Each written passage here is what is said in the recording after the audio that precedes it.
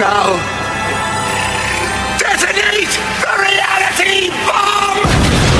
I will build a great, great wall. Some alien race to come down and threaten us. Is the singularity near? The truth is out there. The military-industrial complex. The 7 mountains of the influencers of culture. To be as gods, you know. Change has come to America. Catapult of propaganda. From a secure location on top of the ridge in the heart of the beautiful Missouri Ozarks, this is A View from the Bunker. Now, here's Derek Gilbert. We are living in the middle of the book of Revelation. Welcome to A View from the Bunker. I'm Derek Gilbert.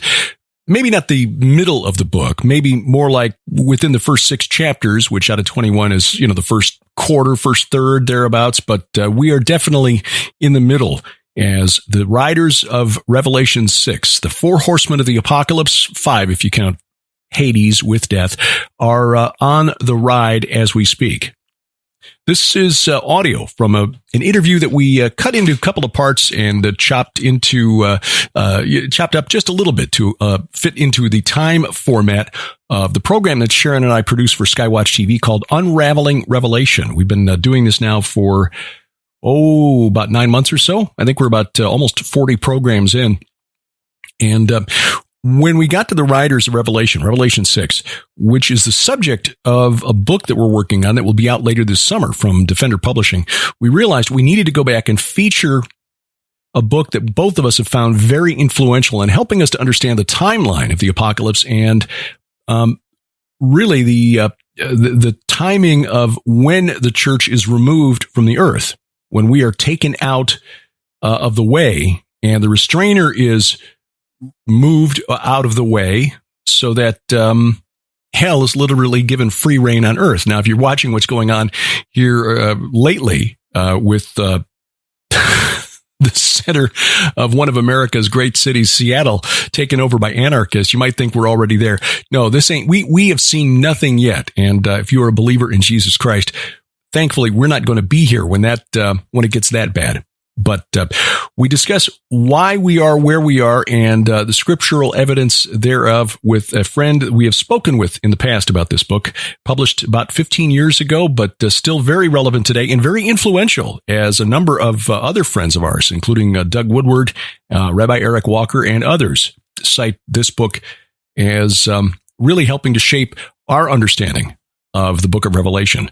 And so we take you to the interview recorded for Skywatch TV with the author of Earthquake Resurrection, David W. Lowe. Thanks for having me on. I'm looking forward to talking about some interesting topics here. This is something that I think caught a lot of people by surprise when Sharon and I brought this up on Unraveling Revelation, because this is really a different way of viewing not just the timing of the seals, perhaps, in the overall timeline of the end times, but what might be behind some of the natural events that have been prophesied by John for the sixth seal. Just in a nutshell, and then we'll start drilling down into the book. What is the overall thesis of Earthquake Resurrection? Well, the overall thesis was the purpose that I set out when I first read the. Sorry, Derek. No, that's okay. I can do some editing here if we need to. So that's okay. Fine. Okay. We got 2 separate video streams here, so if I can cut back and forth, it's no problem. Ah, yeah. Excellent. Okay. So no worries. Well, Derek, I'll tell you, the reason that I set out to write the book initially was I felt there was always a lot of focus on the rapture, the catching up of the saints, but not a lot of focus on the resurrection of the dead, which precedes the catching up or the rapture, and will involve arguably many, many more people than the ones that are alive at the time of Jesus' return. And so I had always grown up under the pre-tribulation rapture ideas and followed that, and that was my understanding of it. And when I started to read and put some things together on my own, certain things just didn't make sense. And then I started to discover some things about the resurrection. And when I talk about a resurrection, I mean into an immortal body versus a normal resurrection, normal into a mortal body such as Lazarus. We're talking about back into an immortal body that Jesus experienced, and a couple others that we'll talk about. I found an interesting connection, which was a shaking of the earth at the time of those resurrections. So that really kind of got me studying more and more. And the more I studied, the more I found out that there's some interesting connections between the events of Revelation, really chapters 4, 5, and 6, and 7, and then chapter 8 with the opening of the seventh seal. That is really the focus of my book, and so I think that's something that the viewers will find very interesting as we go. One of the things, so the natural consequences, the earthquake that accompanies the opening of the sixth seal, you then are saying that that's connected to the resurrection event of some past resurrection events, but also future resurrection event that we see. So in a nutshell, then, something happens when a human body is resurrected into an incorruptible form, an immortal body that causes this shaking of the earth.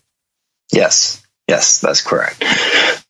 And so when you dig into the account of Jesus' resurrection in Matthew chapter 27, you won't find this in the other Gospels. What you will find is the earth shook, the rocks split apart, and tombs were open, and the bodies of many saints that were dead came to life and began to walk the streets of Jerusalem.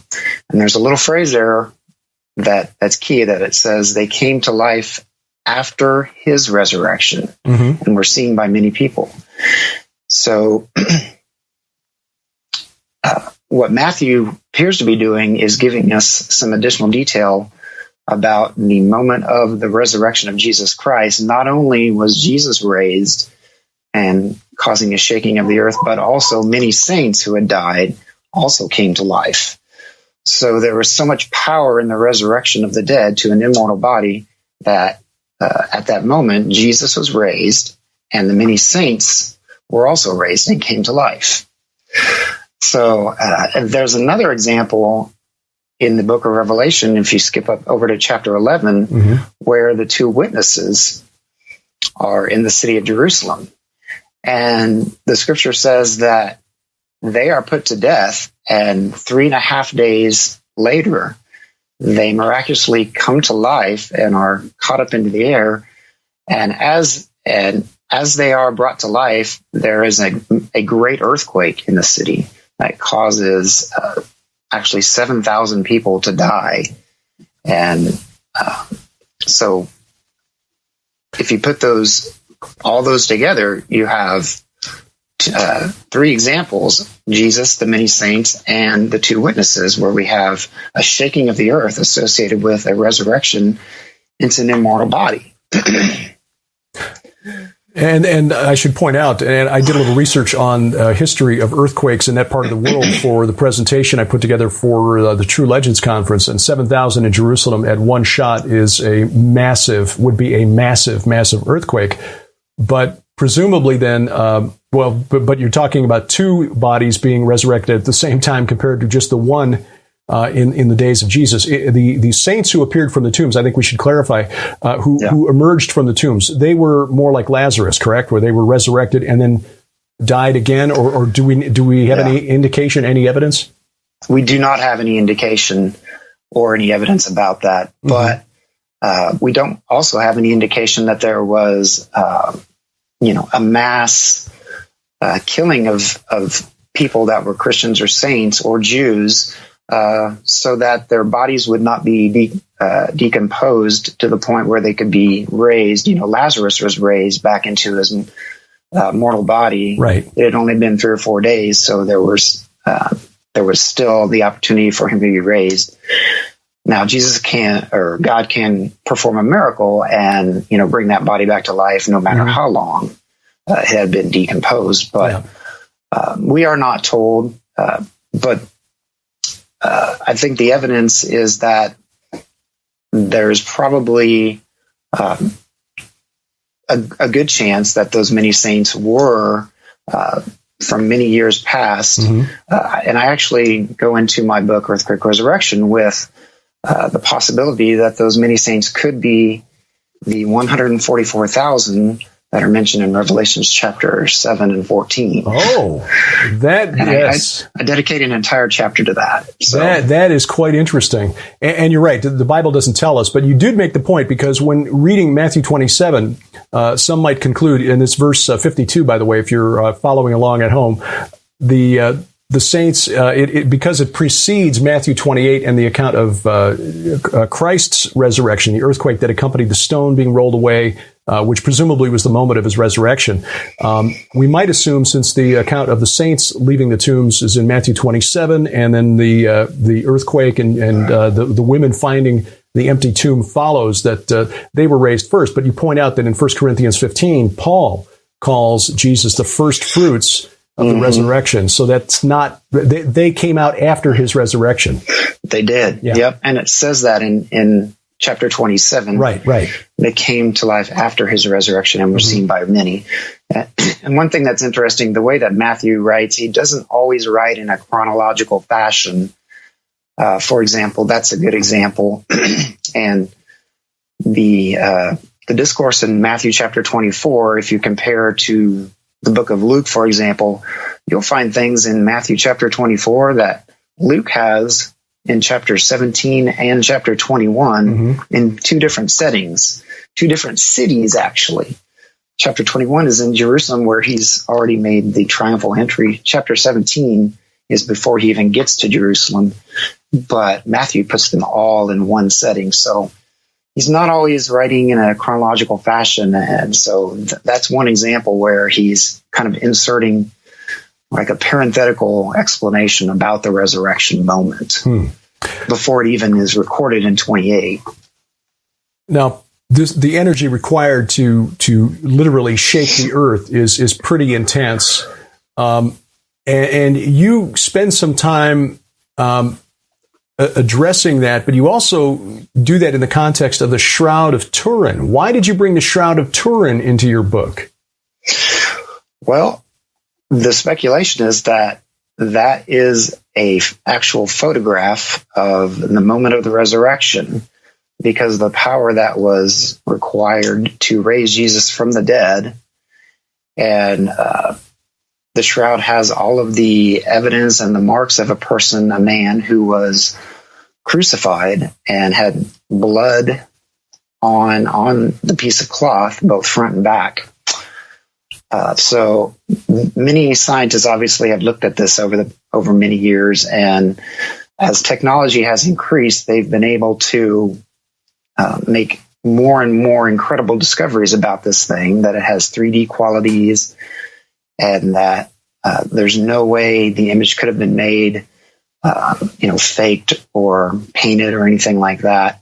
It really is concluded that it's a supernatural phenomenon, and so that shroud is really evidence of the powerful nature of the resurrection moment. Just more proof of what the apostles wrote about in the New Testament, that there was the power of his resurrection, and so that was on display, and I think recorded on the shroud.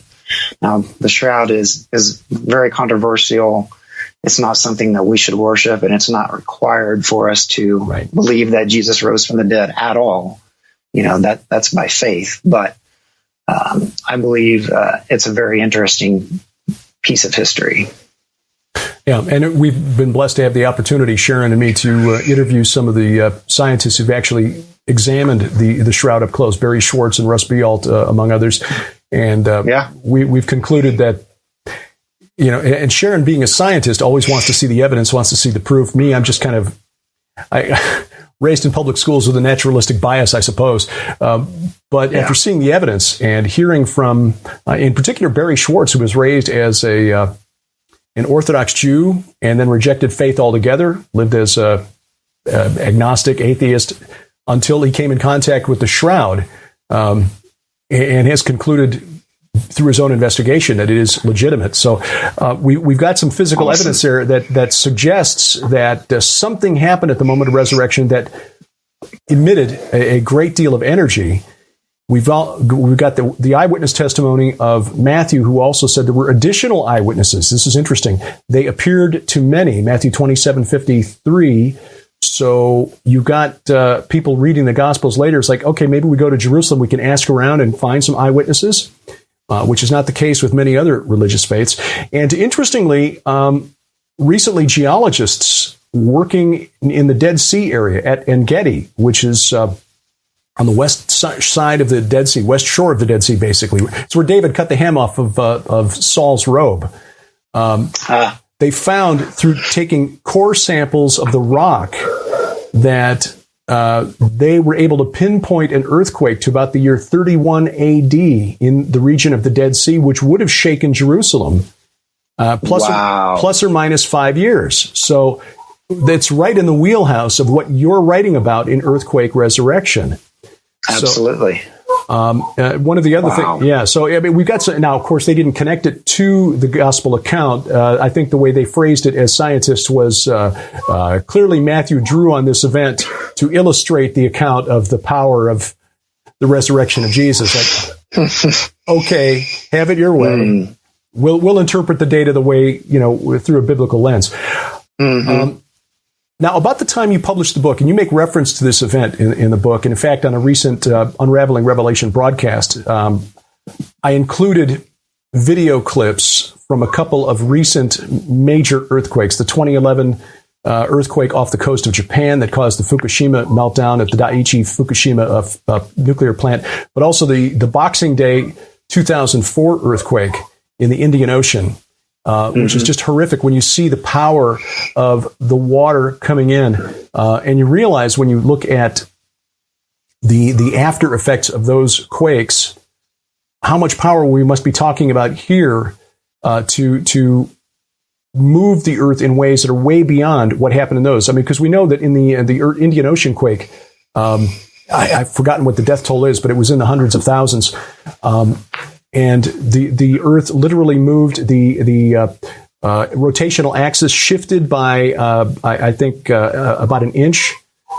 And the length of the day was shortened by some microseconds, like 1.6 microseconds or something. But that was a magnitude 9.2 quake, if I'm not mistaken. And what we're looking at here in the way these are described in the book of Revelation, we're looking at something that's far more powerful than that. Yeah, absolutely. And I go into quite a bit of detail about the tsunami of 2004 in both of my books. Then His Voice Shook the Earth and Earthquake Resurrection. If you think about all of the bodies of Christians, buried all over the globe, it's like a localized earthquake caused that much damage. But what will happen when, in the blink of an eye, in the future, all of the dead are raised in one single moment? And there's the power of the resurrection that we see evidenced in Scripture with Jesus and the many saints and the two witnesses. It just follows logically that there will be a destructive event. There's even more evidence about this. If you look at the First Thessalonians account of the mystery that Paul revealed about the catching up event, he said the Lord himself will descend from heaven with a shout, with the voice of the archangel, and with the trumpet of God. The dead in Christ will rise first. And we who are alive and remain shall be caught up together with him in the clouds to meet the Lord in the air. A few verses later, the next chapter says, don't let this event catch you as a thief, breaking into your home, because there will be sudden destruction that comes upon those that are on the earth. So right after talking about the event, he says it will be a sudden destructive event that they will not be able to escape. I found that very interesting. Then there's also the connection of Luke chapter 17 and Matthew 24, where Jesus is asked about his return, and he compares it to lightning flashing in the sky from east to west is how his coming is going to be. So we think that is very similar to the blinking of an eye that Paul revealed. And then, interestingly, Jesus goes on to cite two examples right after that lightning flash event of what it's going to be like. What were the two examples? The two examples were the days of Noah and the days of Lot. The flood, a destructive event of the earth, obviously. And then the raining of fire down on Sodom and Gomorrah, an obviously destructive event. He said people were carrying on life as normal right up until the moment of those events, and then a sudden destructive event came and destroyed them all. It will be the same in the days of the coming of the Son of Man. So those two examples, Paul's explanation of sudden destruction, then you can see how the power of the resurrection, the voice of the trumpet blowing the last trump, the trumpet of God, could fit perfectly with the events of the sixth seal, which talks about a great earthquake, a violent moving of islands and mountains and things like that. And it just fits perfectly. Then in Revelation chapter 7, we are shown an enormous crowd of people before the throne. That is the perfect place for the raptured living people to be before the throne right after the sixth seal resurrection of the dead and catching up. So we and I want to move to that since you brought that up, and that's perfect to segue to it. I also want to point out that people want a description of what Paul is talking about in terms of resurrection. 1 Corinthians 15, begin at verse 35 and read through the end of that chapter where Paul describes what resurrection is like. That's the famous verse where he says, I show you a mystery. Behold, we shall not all sleep, but we shall all be changed. In the blink of an eye, raised incorruptible. And the importance of resurrection is made clear there. 1 Corinthians 15, when you get right down to it, is like the whole of Christian theology in a single chapter from beginning to end. It's beautiful. Yeah, including some really great apologetics where he says, oh, and by the way, the risen Christ appeared to Peter, and then to James, and then to the brothers, then to hundreds in Galilee, some of whom have fallen asleep, but most are still awake. In other words, go to Jerusalem and ask around if you don't believe me. But we move to then this timing of this resurrection, and you also use the word rapture event. So I guess first things first, are we then equating the resurrection that Paul writes about in 1 Corinthians 15, that we see in 1 Thessalonians 4, with the rapture? Yes. Okay. Yes, because both of those scriptures include both the resurrection and the catching up event. Okay. So we shall not all sleep, but we shall all be changed. The dead will be raised first, and then we who are alive will be caught up in the air. Okay. Yes. So, and then the evidence being in Revelation 7, that's when we suddenly see this vast multitude in front of the throne. Yes. A great, enormous crowd of people, nations, kindred, tongues, that it's just the perfect place in the chronology of that sixth seal event and before the opening of the seventh seal, where the day of the Lord's wrath begins to be poured out in the form of the trumpets and the bowl judgments. Those people being up in heaven, and he said, it's said that God will wipe away every tear from their eyes, and they will no longer, experience the pain of the great tribulation that they had gone through on earth, or the great affliction or suffering. Sorry, I just had a random thought. Had to make a note down here concerning the destruction of Sodom and Noah. We'll talk about this off the program later because it's okay. A rabbit trail that I don't want to detract from where we're going here. The other thing that I want to touch on and I want to dig into, because this is one of the things that Sharon and I have been discussing as we looked at the identities of the writers who went forth at the opening of the seals. And we'll set aside the identity of the writers for a moment to look at the timing here. So we're setting the rapture of the church at the opening of the sixth seal, which some people may find surprising, as I think a lot of us who were raised with and I had very little teaching, raised in very liturgical denominations that didn't touch the book of Revelation with a 10-foot pole. But when I began to read into it, credit my dad for this. He bought late grade Planet Earth back in the day. And, God bless Hal Lindsey for getting people excited about end times prophecy.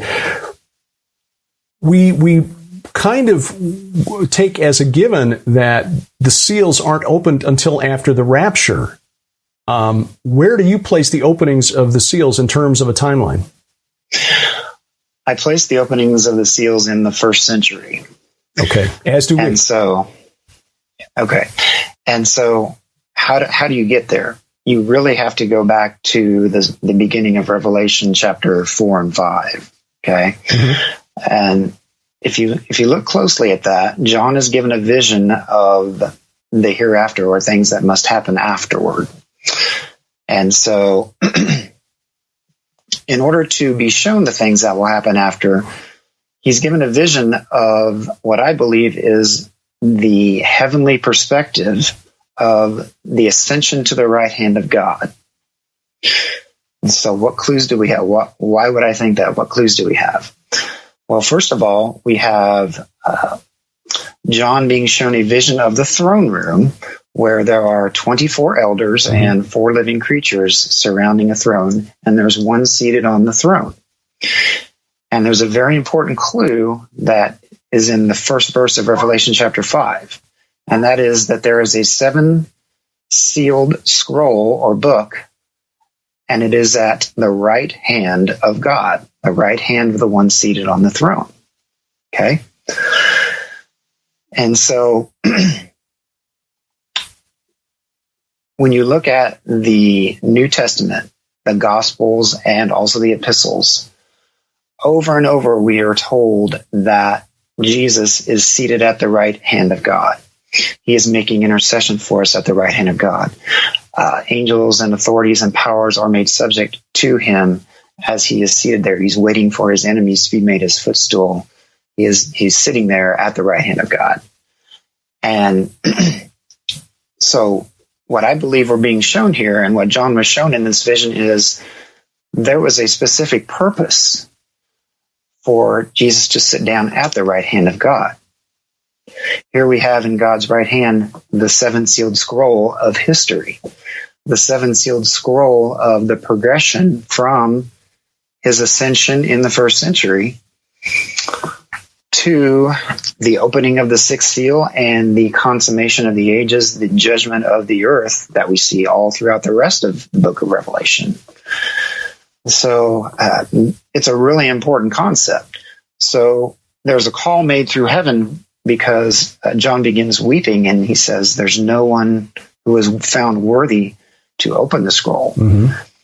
So I began thinking about that, and I was like, I've always been taught under the traditional pre-tribulation teaching that this is a vision John's being shown of a future event after the rapture of the church has already happened.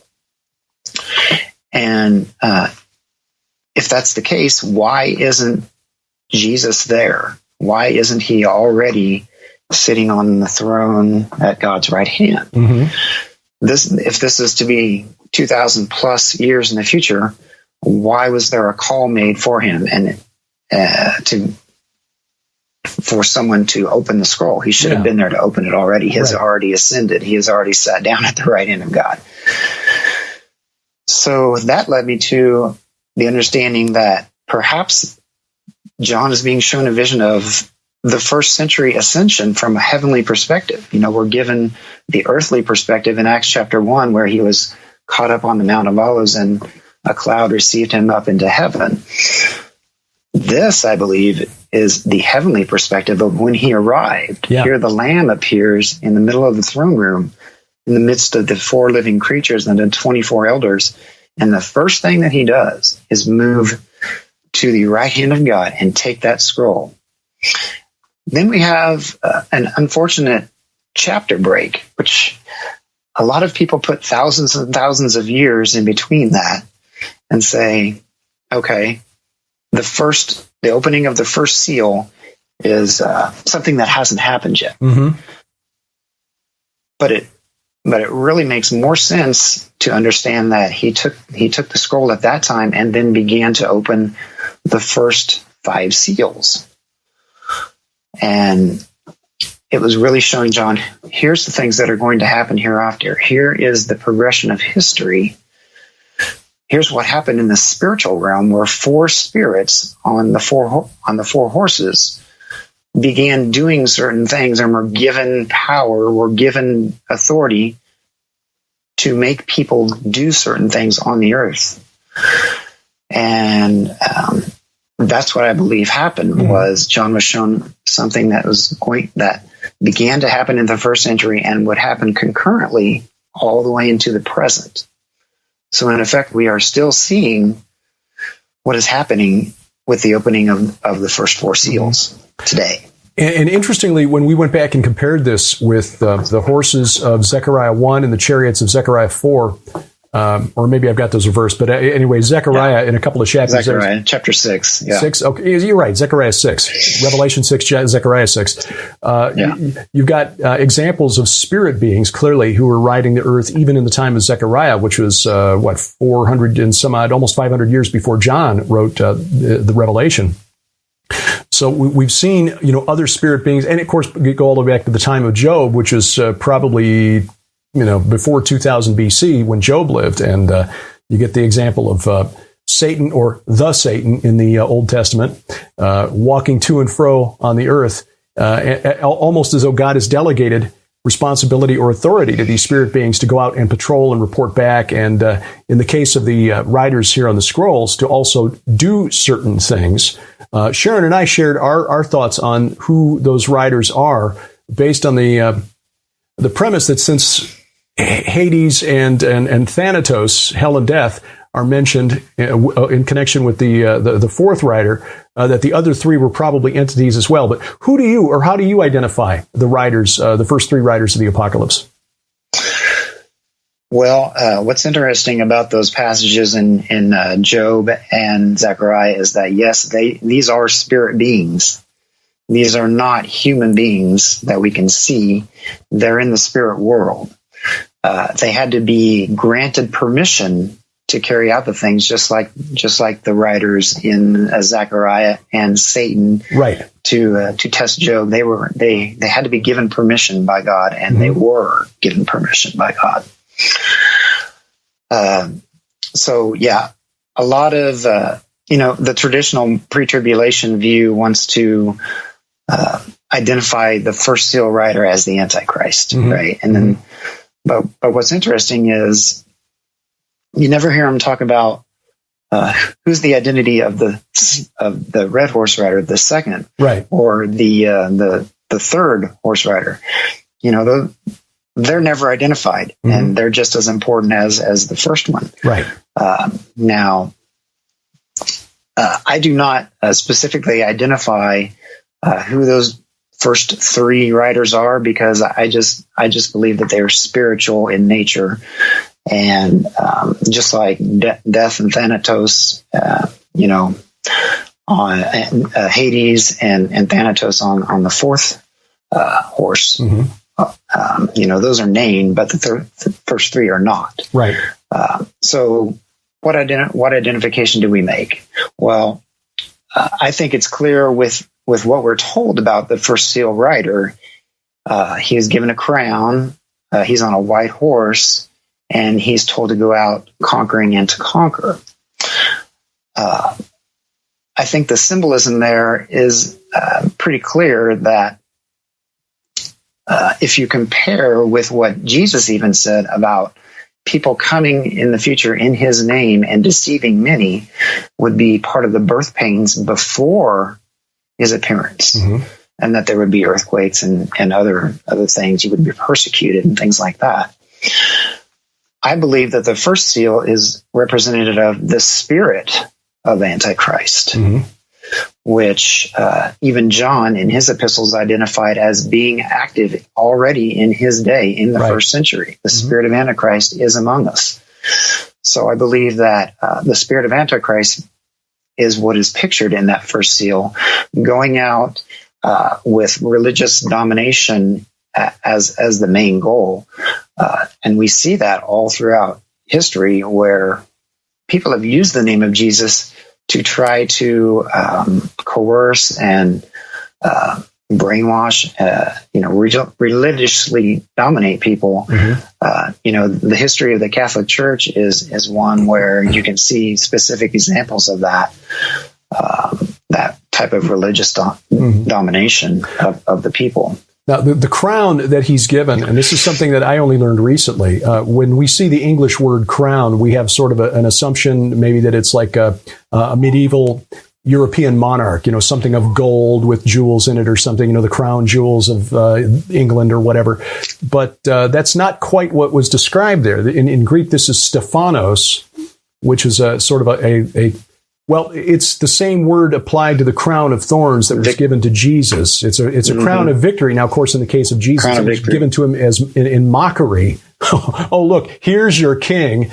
But it's not a crown of royalty. What is the difference between that and, say, the diadem that the true rider on the white horse in Revelation 19, which is Christ? What are the difference between those two types of crowns? So the Stephanos crown is a victor's crown, as you said. Totally different Greek words from the rider on the white horse in Revelation chapter 19.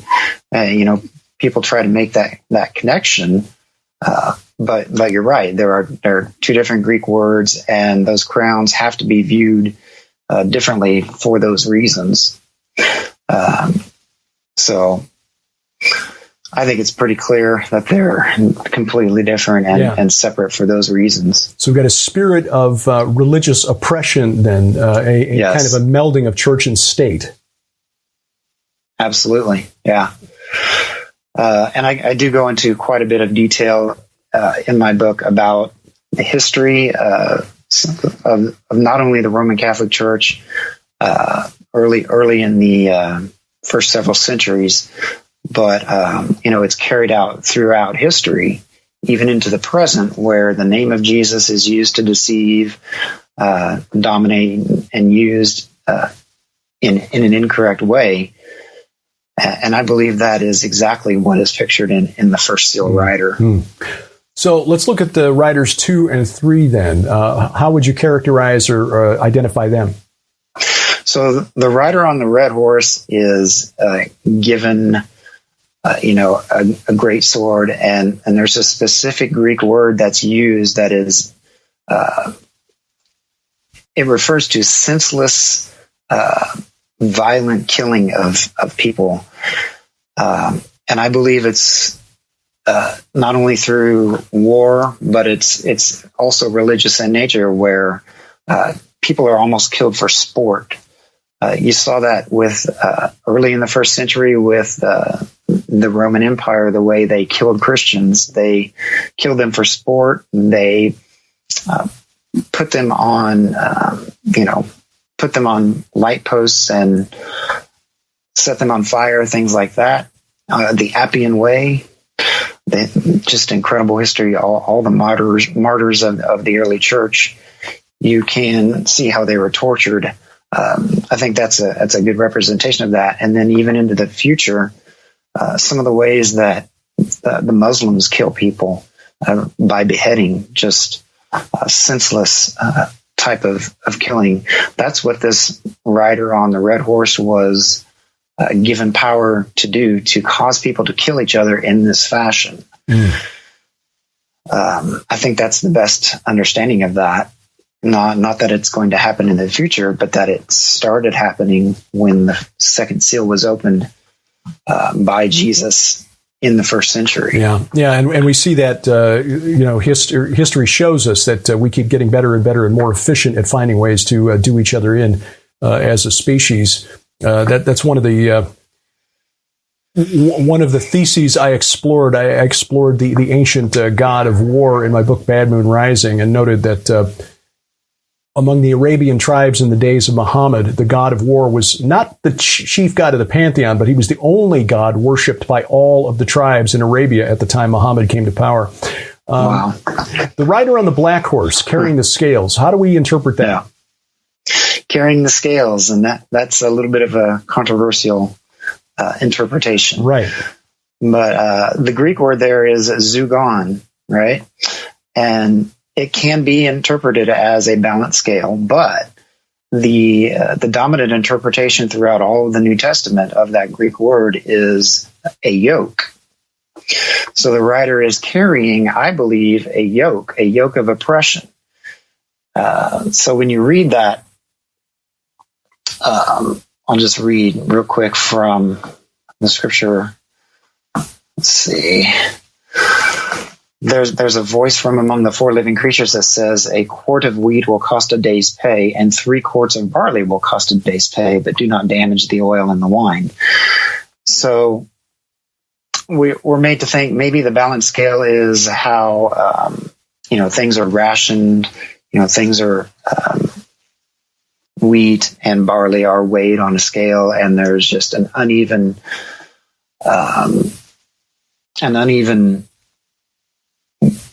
the way that payments are made for these goods are, there's economic oppression, there is inflation. Mm-hmm. People are charging too much for these goods. There's really not a lot of detail as to what it means, but I think the better interpretation of it is just based on what the other writers are doing. They're oppressing, they're causing people to kill each other. I believe that it's a better interpretation that it's a yoke. It's a yoke of bondage, and in this case of financial or economic bondage that is placed on people throughout history. Rising cost of goods, inflation, things like that. Mm-hmm. And we can see picture of this even as we're recording this in the year 2020, for those who might be watching this at some point in the future, where we're in the middle of the economic shutdown caused by the COVID-19 pandemic and response by central banks around the planet, but here in the United States especially. The Federal Reserve Bank apparently is moving toward an economy that can best be described as a perpetual motion machine, in which it's issuing debt in the form of treasury bonds. U.S. Treasury is issuing debt in the form of treasury bonds, and the Federal Reserve Bank is buying the bonds. And, by issuing the debt, they can print money. And so they're printing the money, and then they're buying the bonds themselves, and then giving the money to us to spend, which, again, it's to me, and bear in mind, I'm only a lowly a bachelor's degree in economics, so I'm not one of these guys you'll ever see on CNBC pontificating, but it seems to me that this is not a sustainable solution, that at some point the supply of dollars out there, which is increasing rapidly relative to the supply of goods and services, means those dollars will be worth less, which means inflation, which means, it's like George Jetson on that treadmill outside his house. Jane, get me off this crazy thing. You keep running faster and faster, but you can never get ahead. That is the mental picture that this situation creates. And I think that's what the third writer kind of embodies. Yeah. Inflation of the money supply, creation of money out of thin air is exactly what's going on. Right. It has always in fiat currencies led to hyperinflation. You cannot increase the money supply by $6 trillion and expect things to be okay in the future. Right. And things to go back to normal. Yeah. There's got to be a day of reckoning. Yeah. Well, God had that built into the old system. It was called the Jubilee. And we've kind of done away with that, which is how we get to a situation where eventually all of us become serfs beholden to the lords. We're moving back into a feudal system as is the ultimate end of this, in my view. But, that's if the Lord tarries, and I don't think he's going to let it get that far. The fourth seal, hell and death. Again, this is something that people seem to think is not yet happening, but will be in the future. Why do you believe that Thanatos and Hades are already out there on the ride? Well, it's really just look at history. Look at what has happened since the first century, when I believe the death and Hades began to ride. It says they were given authority over a fourth of the earth to kill with the sword, which would be war, to kill with famine and disease, and by the wild animals of the earth.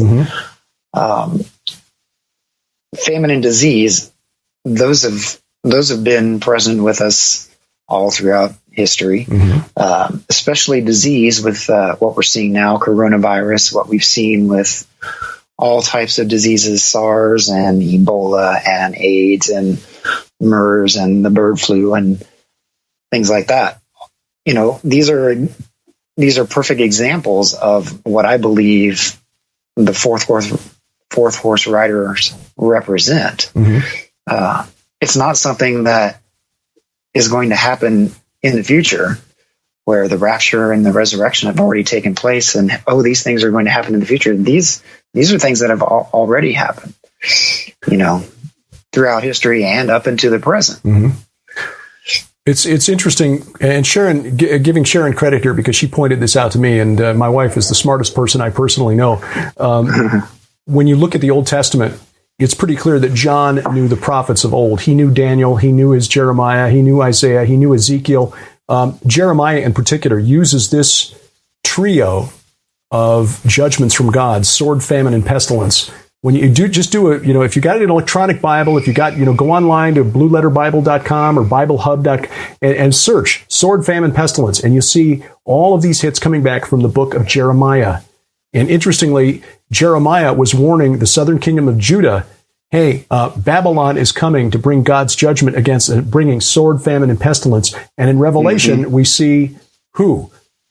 Mystery Babylon, Babylon the Great, as an instrument of these spirit beings who will be literally bringing hell on earth, sword, famine, and pestilence. And Sharon also, she did a presentation back, I think it was in 2016 maybe, at the Prophecy Watchers Conference in Colorado Springs, on the fourth rider of the apocalypse, and that word translated beasts. In Greek, it's therion, which is a diminutive form of the Greek word meaning beast. In other words, little beasts, like viruses.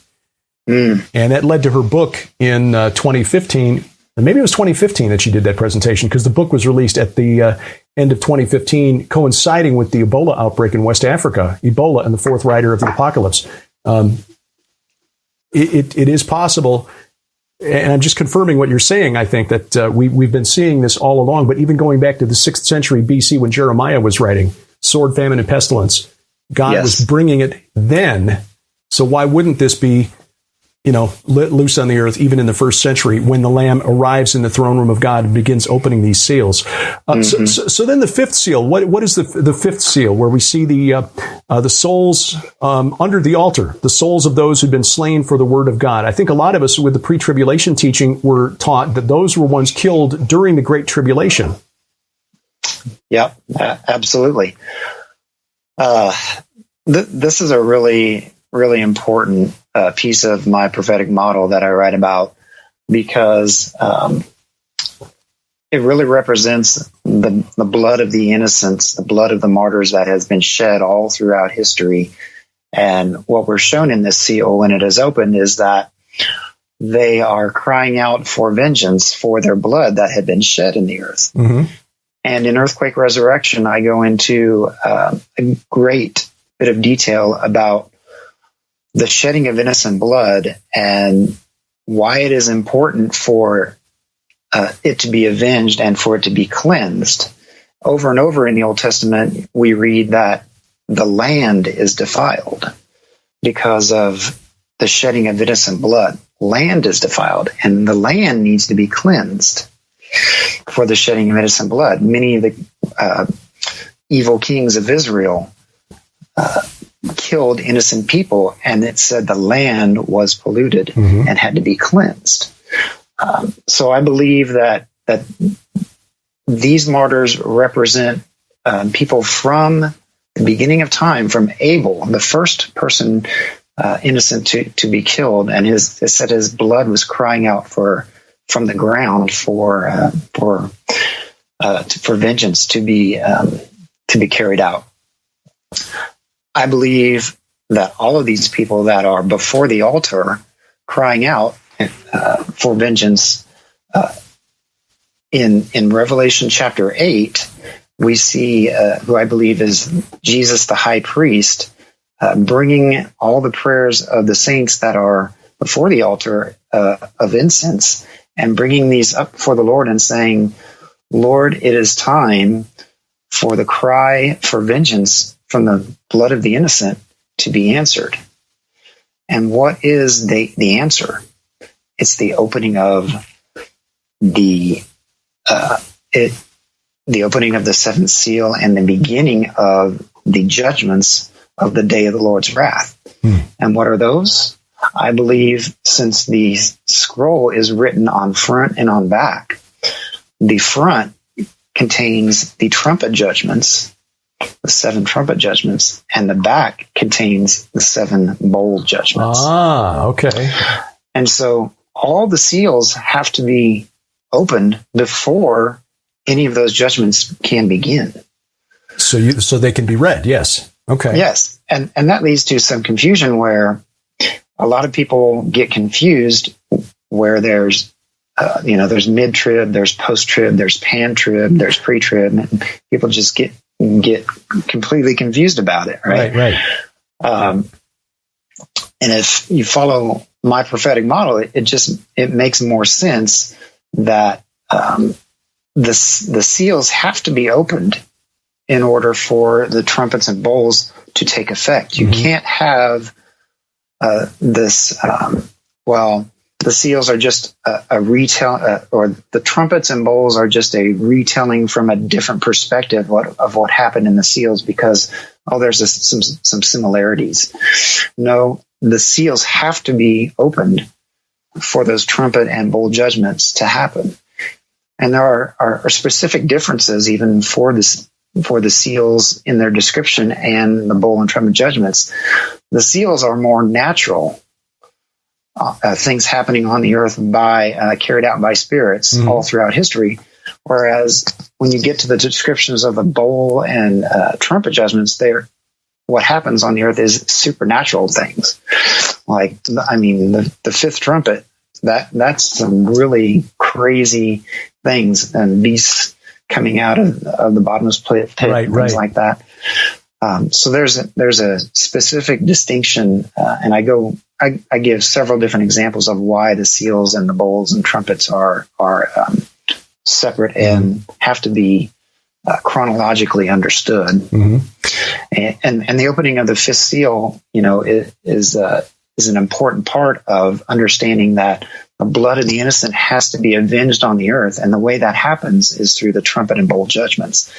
Read all throughout Revelation. After that point, you'll see many references to our blood has been avenged over and over. It just talks about their blood being avenged.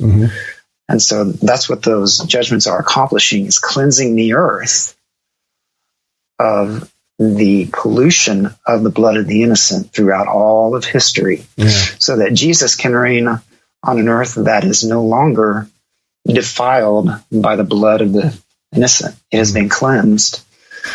And I believe that's a key understanding that is part of the earthquake resurrection model. And the other key aspect of this, and I know that we're just going to leave a lot unsaid here, but we could do weeks and weeks and weeks on these teaching, which is why so far we've got 36 weeks of unraveling Revelation under our belt as of this recording, and we're only up to Revelation chapter 6. So.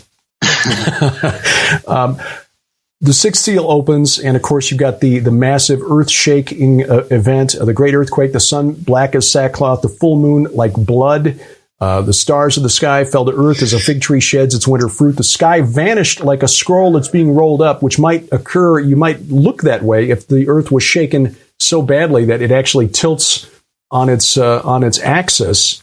And in fact, in a recent program, yes, we talked about the change, the evidence for changes in the Earth's rotational axis found at the archaeological site of Tal El Hammam, which is in Jordan, about 6 miles northwest of Mount Nebo, which the scientific evidence has convinced me now that is the site of ancient Sodom.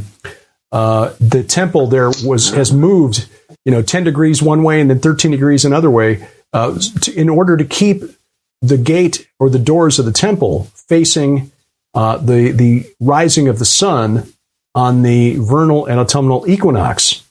In other words, the rotational axis changed by as much as 10 or 13 degrees in one direction or another over time. And when you consider that the massive 9.2 magnitude quake in the Indian Ocean in 2004 shifted the Earth's axis by about an inch, the massive quake in Japan shifted it by about 3 inches. We're talking something that would change the Earth's rotational axis by as much as 10 degrees. At some point, we've got evidence that this is happening because they found similar things with temples in Greece and elsewhere in the Middle East.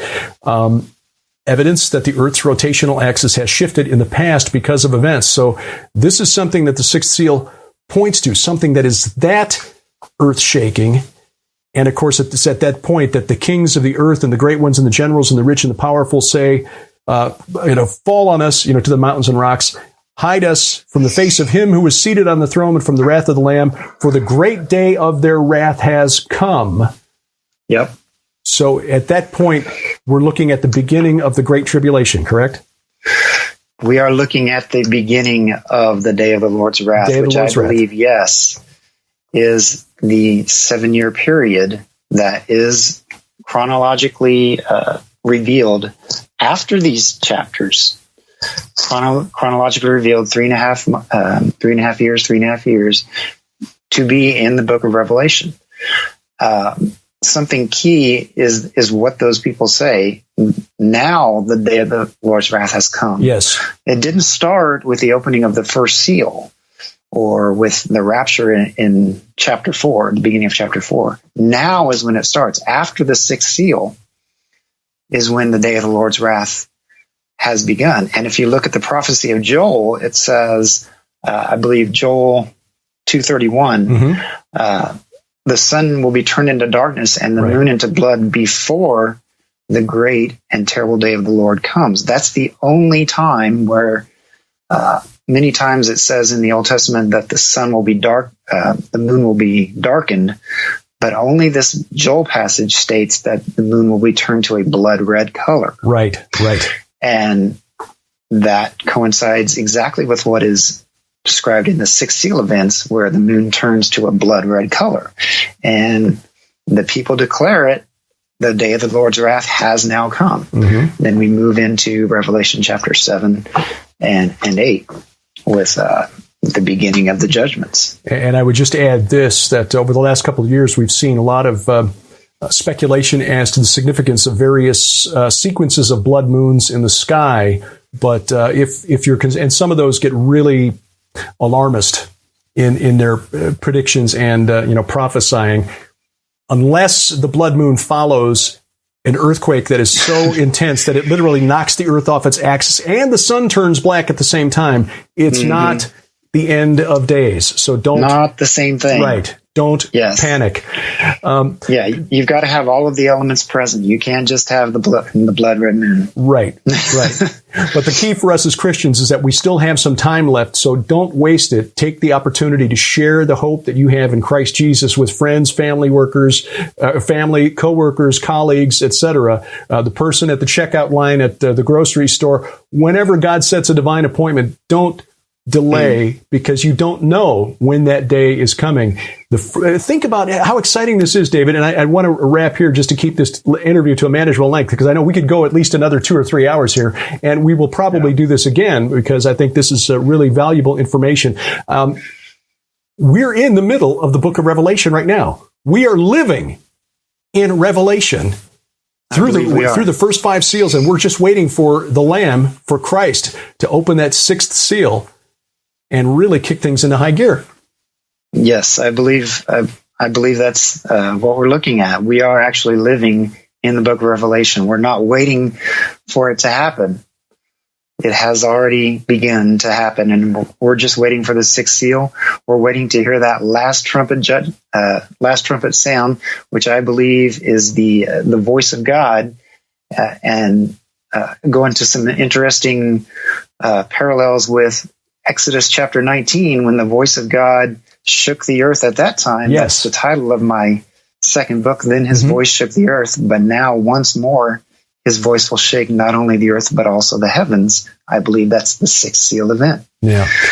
That's what we're looking forward to. Amen. The book is Earthquake Resurrection. Sharon and I highly recommend it. I will also say this. Our friend, Messianic Rabbi Eric Walker, shared with me privately just the other day and said that this is one of the three books that he's found most influential in shaping his view of end times prophecy.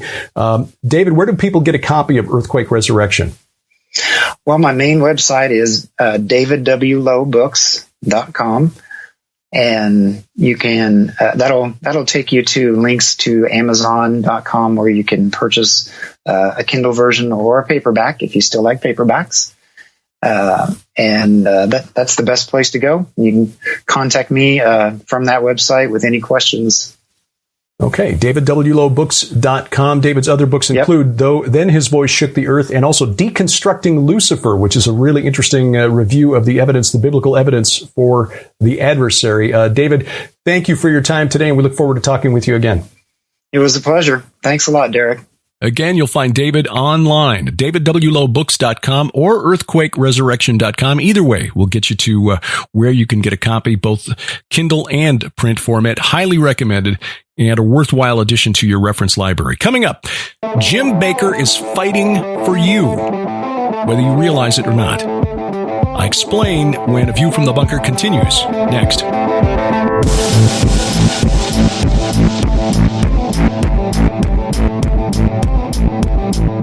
Unveiling the ancient realms of demonic kings and Satan's battle plan for Armageddon. Skywatch TV is proud to announce two new special offers. The Veneration Collection with optional Red Wing Saga series. Sold separately, this exclusive offer retails for $90. Yours now for only $35 plus shipping and handling.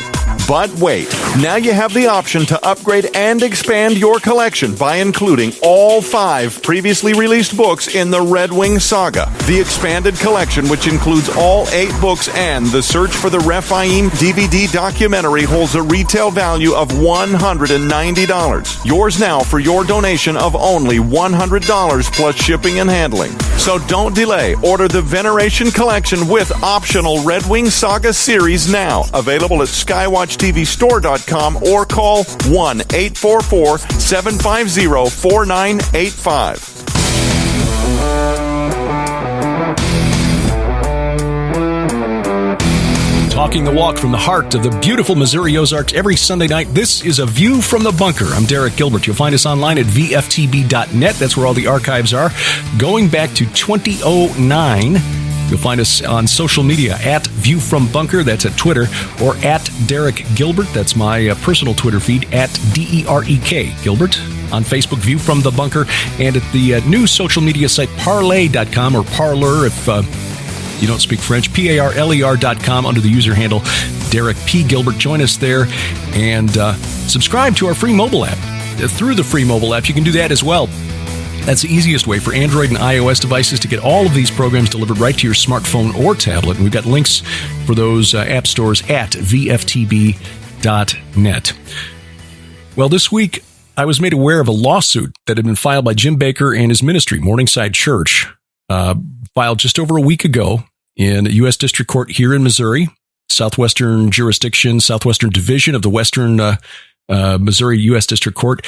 And it names in the lawsuit as defendants the Attorney General of the state of Arkansas, the City Attorney of Los Angeles, California, and 2 district attorneys in California. And rather than try to recreate what I said on the program, because I think I captured what I tried to say, I will explain to you exactly what I mean when I say Jim Bakker is fighting for you. Now, hear me out. I recognize Jim Bakker is a controversial figure, but, and your opinion of him is your business. You don't need to like Jim Bakker. You don't need to like the way Jim or conducts his program or raises funds for his ministry. What's happening here to Jim Bakker and to Morningside Church is an issue that is much bigger than selling a product, selling Silver Solution. It's much bigger than the way Morningside chooses to raise funds for the ministry. This is something that really gets to the heart of how freely Christian pastors can speak in America. And I'm not exaggerating here.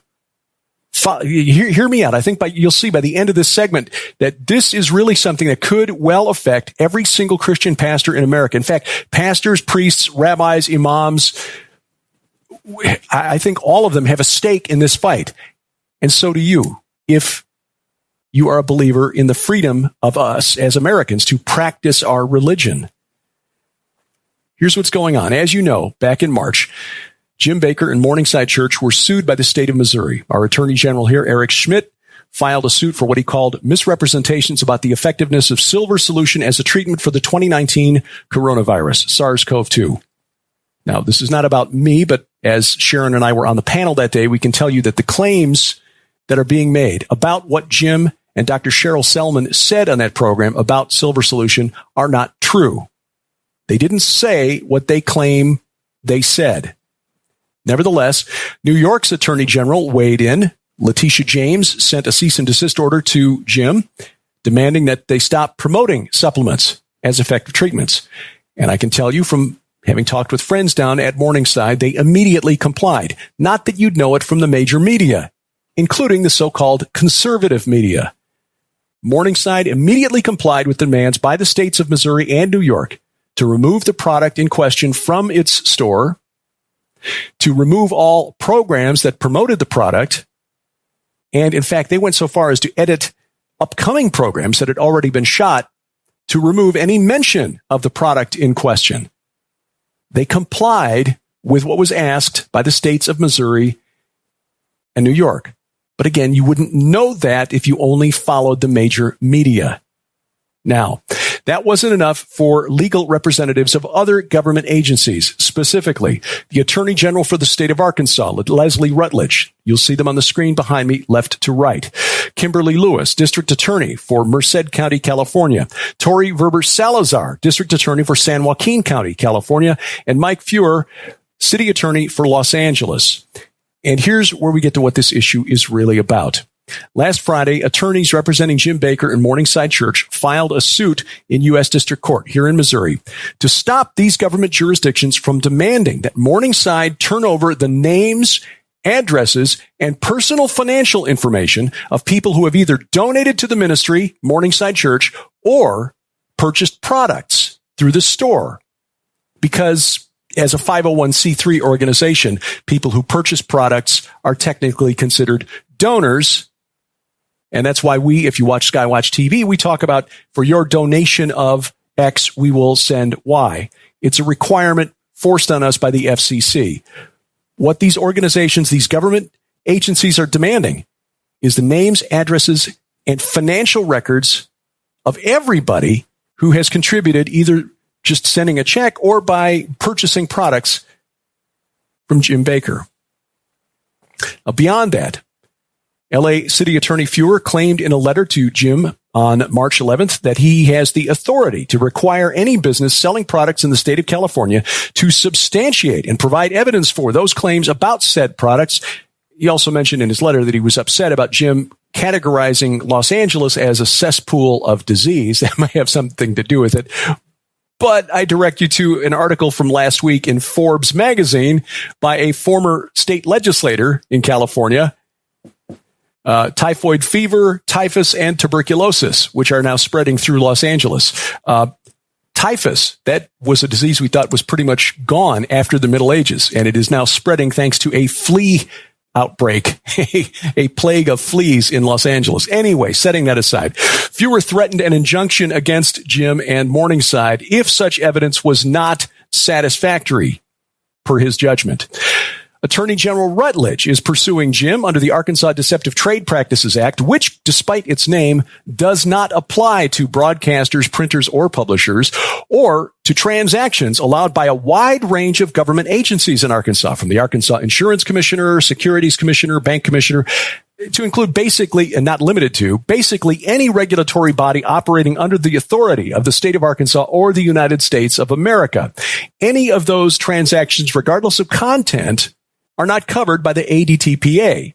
which means if anybody is harmed by believing a claim about a particular stock or insurance product not covered by the Deceptive Trade Practices Act in Arkansas. And nonetheless, Attorney General Rutledge using that to try to hammer Morningside to comply, demanding names and addresses of those who've sent money to Morningside, their history of financial contributions, communications between Morningside and these donors, and the content of all sermons delivered at Morningside, by which we assume they mean broadcasts on the Jim Bakker Show, as well as church services at Morningside. District Attorney Lewis demanded books, records, papers, media, and documents related to the claims allegedly made on the broadcast in question, as well as names and addresses of those who've sent money to Morningside, their history of financial contributions, and the content of all sermons delivered, by which we mean, the broadcast as well as church services. In addition, Lewis demanded the training and qualifications of all persons who deliver sermons at Morningside, which would be Jim, Lori, Mondo, Theron Ventura, Pastor Joe Campbell, who's the head pastor of the church there at Morningside, plus any evangelists or guests that they have speak, which would include people like Pastor Carl Gallups, L.A. Marzulli, Tom Horn, Donna Howell, me. This is happening in America. Jim's attorney, Jay Nixon, who is our former governor and former attorney general here in Missouri, and whether it's relevant or not, I will share this with you. Jay Nixon is a Democrat. Nixon, in a press release earlier, said this: "It's extremely disturbing that this is happening in America. It's a very dangerous and sinister overstep when the government demands the names, addresses, and personal financial information of church members. It could be your church next. Which ministry you donate to and how much you put into a church offering plate is your business, not the government's." Nixon said the actions of the government, a direct attack, and not just Jim Bakker's First Amendment rights, but the rights of all preachers. And that is the point here. Quote, "The right of any minister to talk freely to their congregation without fear that the government will muscle in because they don't like something the minister says. That is the bottom line. You may personally dislike Jim Bakker. You may not like the way his program solicits donations to finance their operations. That's fine. That's your business. But the government is going after Jim Bakker precisely because a lot of Christians won't stand up for him. He is an easy target. A lot of us have long memories. We're a lot less willing to forgive than the one who tells us to forgive that we might be forgiven. That's fine. Deal with that later. Right now, the issue is this. If these legal representatives of government agencies succeed in compelling Morningside to turn over this information, private information, shared between members of Morningside, people who donated to that ministry, and the church itself, and sermons, sermon notes, evidence of claims made in sermons, and the qualifications and training of everyone who's ever spoken at Morningside. If they can demand all of that from Jim, then they've got a legal precedent to do it next to someone else who gets under the skin of somebody representing a government agency somewhere. City of Los Angeles, County of Cook in Chicago, state's attorney, anywhere in the United States could basically destroy a church because of something a pastor says to the congregation. That's what is at stake here. That's why we stand with Jim Bakker, and we ask you to do the same. SaveJimBakkerShow.com. Again, the website to show your support, just simply signing your name, is SaveJimBakkerShow.com, SaveJimBakkerShow.com. And remember, Bakker is spelled with two Ks, Bakker. I will be talking to Mondo De La Vega of the Jim Bakker Show this week for Skywatch TV just to get his take on what's going on inside there. They've got to feel like they're under siege. Seriously. There are two takeaways from this. First is that these suits that have been filed against Jim Bakker and Morningside Church have nothing to do with protecting consumers. Seriously, it has nothing to do with protecting consumers. Political posturing, maybe, but I think there's a darker agenda at work here. I will believe that the Attorney General of Arkansas, the City Attorney of LA, and the district attorneys in California are really trying to protect consumers when they turn around and file similar lawsuits against Walmart, Amazon, CVS Pharmacy, and GNC Health and Nutrition stores, because they all sell essentially the same product for which they sued Jim Bakker. But it's not about that. I think there's a darker agenda here, and that is point number 2. This is about our First Amendment rights to practice religion in the United States without government interference. Because if these attorneys representing these jurisdictions win this case and compel Morningside Church to turn over this information, for what purpose? I mean, why? Why do they need this information? Perhaps to turn it over to the IRS for further harassment? Don't think that's far-fetched, because stuff like that was going on under the prior presidential administration. I think that's what's going on here. This is really an attempt to get in through the back door by going after a pastor who's an easy target. Let's be honest, going after Jim Bakker for something like this would be a lot easier than going after, say, a Franklin Graham. And if they succeed in compelling Morningside to turn this over, they will have established a legal precedent. And then no pastor, no priest, no rabbi, no imam, no religious teacher, no preacher, no evangelist will be safe, because there will be legal precedent then for the government anywhere in the United States to target a specific ministry. So pray for Jim Bakker, pray for Morningside Church, and hey, maybe rattle a few cages. Let Tucker Carlson, Laura Ingraham, Sean Hannity know about this. Maybe the folks at One America News Network. Hey, Jack Posobiec, you might find that Jim Bakker's not your cup of tea. But just remember, if he loses this case, it becomes precedent, case law, and another of our constitutional freedoms will have gone by the boards.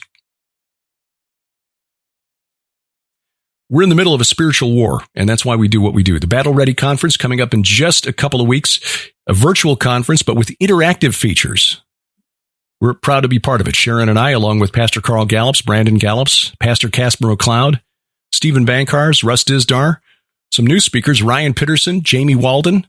This is going to be some great stuff. And again, because of video conferencing technology that has become, vital during this the COVID crisis, there will be interactive features that you don't often get. Well, I've never heard of it before at a conference like this. Find out more and sign up today at battlereadyconference.org, battlereadyconference.org. Skywatch TV's Defender Conference scheduled for the last weekend in August. Major announcement coming from Skywatch TV this week.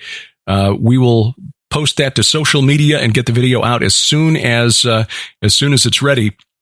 But that announcement finally coming here in the next couple of days. The Warrior Summit and Retreat, first weekend in September, praying that travel will be open by then. The High Hill Christian Camp hosting the Warrior Summit and Retreat. This is Jamie Walden's conference, and essentially a conference that's not like a conference. It's what it says. It's a retreat. A group of us get together and enjoy some time among nature and with friends. Dr. Michael Lake, Coach Dave Daubenmire will be there. Of course, Jamie Walden, Dr. Mike Spalding, Tim Alberino, and Bob Griswold. Sharon and I honored to be a part of this. That's September 4th through 6th of 2020. You'll find out more at omegadynamics.org. That's omegadynamics.org. Late September, we're going to be in Ohio twice. The Nephilim Again Conference, September 18th through 20th. Russ Dizdar, L.A. Marzulli, Drew Graffia will be there as well. This is at the Cherry Valley Lodge in Newark, Ohio. Newark, Ohio. It's Newark, Delaware. Okay, Newark, Ohio, close to the Great Circle Mound there, which we will be visiting during the conference. Find out more and sign up at nephilimagain.com. And then the following weekend, we're right back in Columbus, Ohio at the Embassy Suites for the East Coast Prophecy Conference. This is from our friends at Southwest Radio Church, Pastor Carl Gallups, Pastor Billy Crone, Larry Spargimino, Bob Glaze among the speakers, Bill Federer as well. Find out more there at swrc.com. And then in October, the Future Vision 2020 conference, that is from Prophecy Watchers. We'll be there with L.A. Marzulli, Bill Salos, Pastor Billy Crone, Tim Alberino, Joel Richardson, Dr. Michael Lake, Carl Teichribb, Bill Koenig, Lieutenant Colonel Bob McGinnis, and more. You'll find out more at prophecywatchers.com. That's prophecywatchers.com. Please remember to visit gilberthouse.org. That's where Sharon and I post our weekly Bible study, the Gilbert House Fellowship. usually available by Sunday at noon. Archives going all the way back to Genesis 1:1. We're actually on our second tour through the Bible right now. You'll find those archives at gilberthouse.org. Also have a free mobile app for the Bible study, which is available at gilberthouse.org. A View from the Bunker is a production of Gilbert House, released under Creative Commons Attribution, Non-Commercial, No Derivatives 4.0 International License. Our opening theme is Iron Bacon by Kevin MacLeod. His website is incompetech.com. Our announcer is D.C. Good. We wrestle not against flesh and blood. I'm Derek Gilbert, and this is A View from the Bunker.